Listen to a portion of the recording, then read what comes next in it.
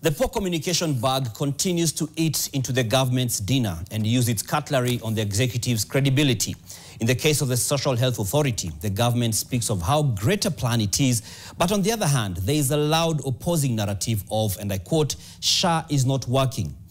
Health Cabinet Secretary Duale had a glowing description of the scheme, but members of the National Assembly who are questioning him over the same had both uncertainties and reiterated the need for better public awareness on Social Health Authority. Secondly, we have a very inadequate awareness on SHA. Despite the 40,000 Kenyans registering every day and above, there is a manipulation of the mean testing tool, resulting in very accurate premium. There are people who take Kenyans and want to guide them, take money from them.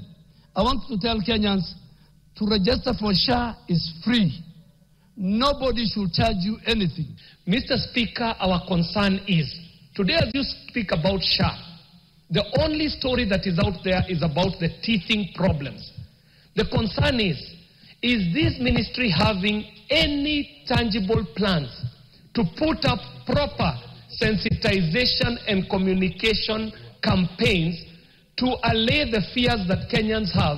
Because the questions that Honorable Kawanjiko has are the same questions Kenyans have there. The information sits at the ministry. However, it does not trickle down.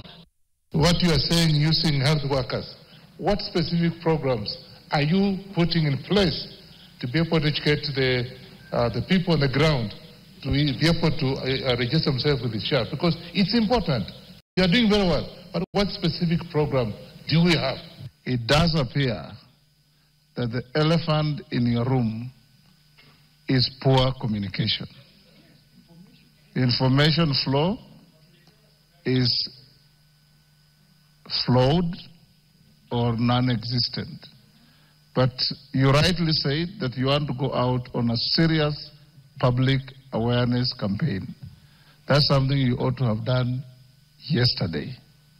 Because out there, those who propagate propaganda, misinformation, disinformation, fake news are running 10 times ahead of you as a ministry.